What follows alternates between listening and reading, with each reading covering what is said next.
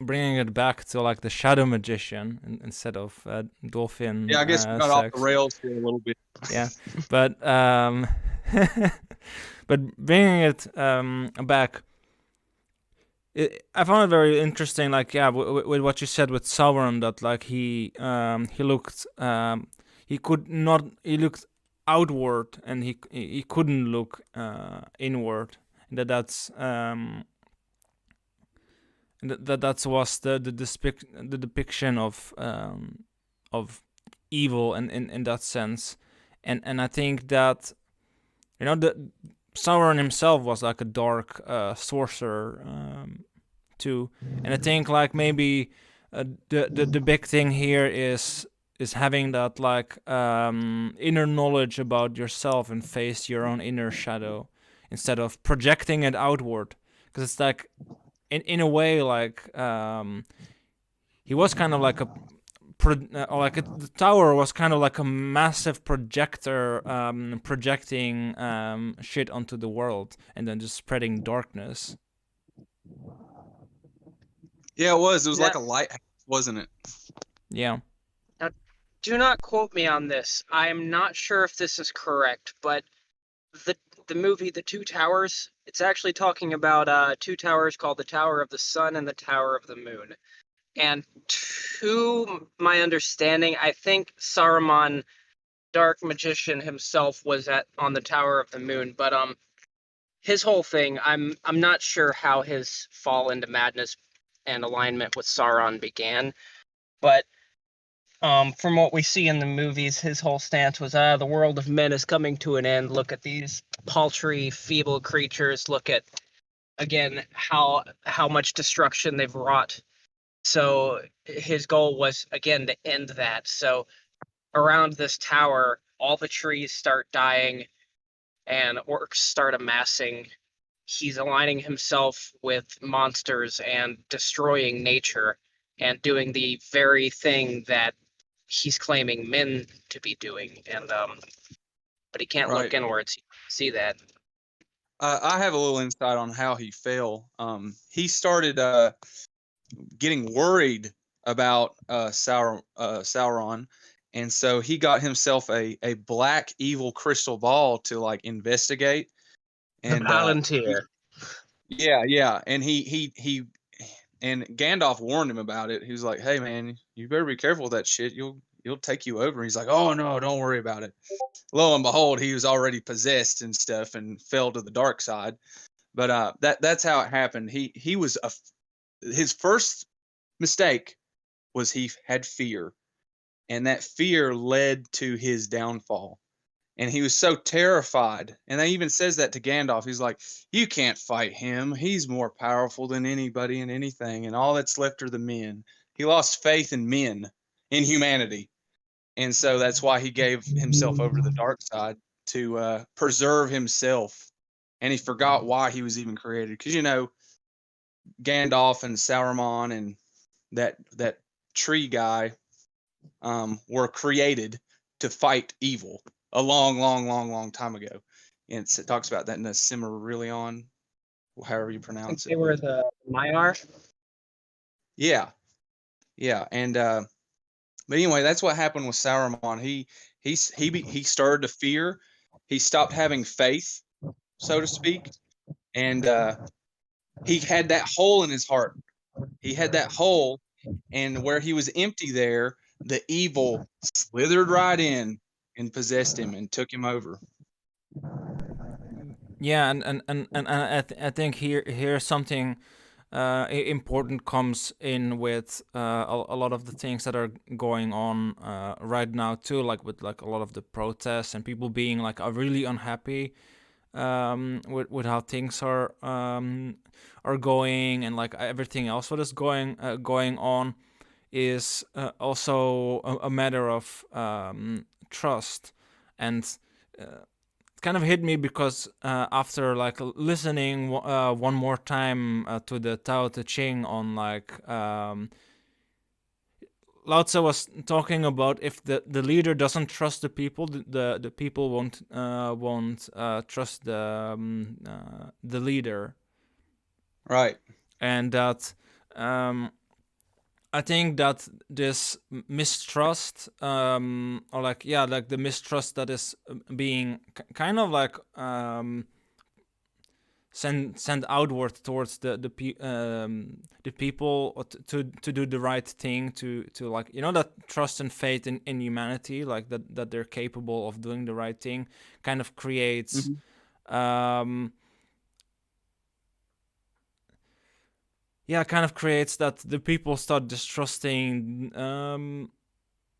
those in Everybody. power. Yeah, because it's just like because it's kind of like what they're pouring into the collective, kind of, even if they're Yeah. conscious about it or not. But it's very important that there's like this trust there, that you have faith that the people can actually do the right thing, that they're not all just like with Saruman, Yeah. horrible and just destroying. Like, people can do the right thing. You just and it's Yeah. not. One more thing about him that Sauron that I just thought of is Hmm. how long was he alone up in that tower, not hanging out with his friends?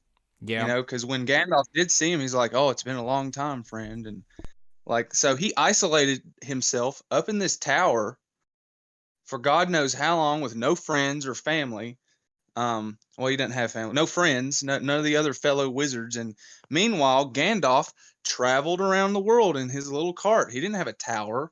He went to go see the hobbits, and he went to go see the men, and he went to go visit with the elves and smoke weed with them and talk about things and share stories.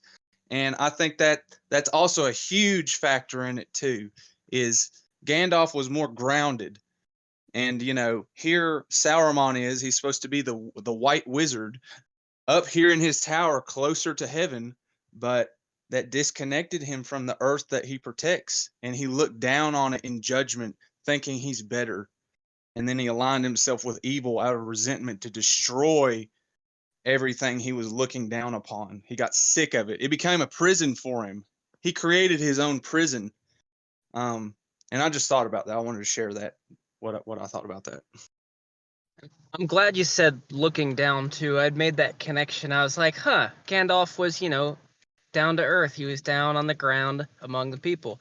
And he was alone a lot. He traveled alone, and I imagine that would have had long periods in between, social events where it's just him and his cart or him and Shadowfax and but yeah, he had that human connection. He did not place himself above them. Yeah, and in that sense, that's the big distinction between the magician and the shadow magician. I feel the shadow magician sitting there pondering his orb in the tower, um just and not having that like proper like connection with people, because he was just like bossing the orcs around, and worm tongue and stuff like that, but he didn't really form any bond with anyone. But Gandalf did.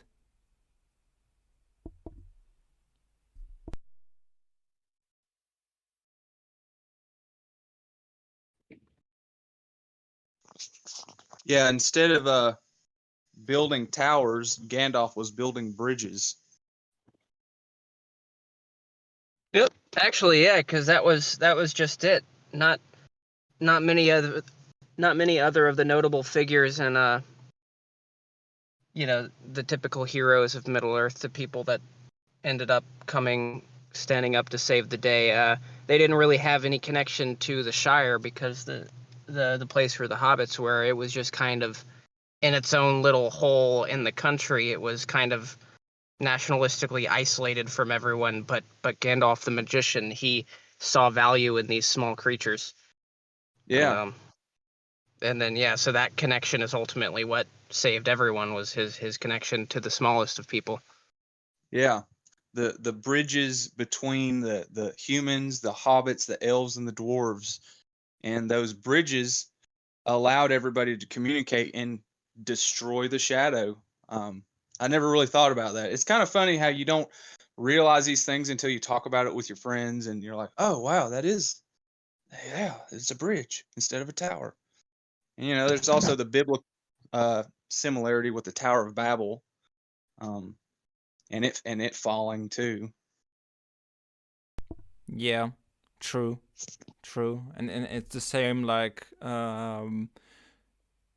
really like that essence of wanting to like control everything and put everything under like one's control, and like we can just build a tower up to heaven and control everything, but it just does like that doesn't work like that at all. No, and it's also a very phallic symbol, kind of trying to you know, go up into the sky with their phallus. So what does that say about New York City? There's so many towers out there, you know. What are they trying to do? Are they trying to build bridges? I don't know. And you know, why don't they have bridges in between those skyscrapers instead of having to go all the way down the elevator and then go across the street? It'd be kind of smart, I think, but nope.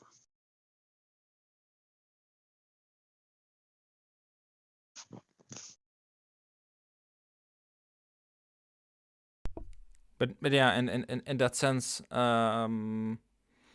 yeah, building bridges is I think very much important with that regard, and I think that like the people who can like overcome that like inner shadow magician, their inner shadow, integrated properly and build those bridges and you know like and integrate it while having these like proper connections. They can, I don't know, like I can see them becoming like their own like proper magician as a counter to all of the shadow magician-y stuff going on out there.